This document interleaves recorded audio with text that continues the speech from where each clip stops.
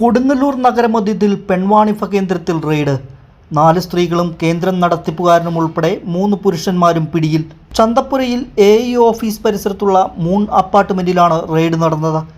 രഹസ്യവിവരം ലഭിച്ചതിനെ തുടർന്ന് Kodungallur circle inspector BK അരുണിന്റെ നേതൃത്വത്തിലാണ് റെയ്ഡ് നടത്തിയത്.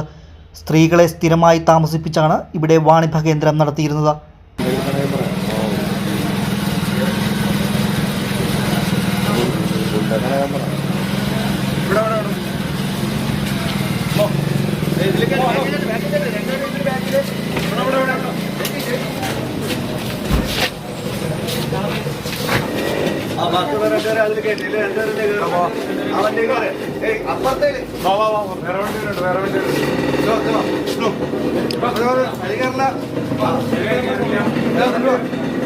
ആ വണ്ടി കയറേ. ഹലോ, ആ വണ്ടി കയറി.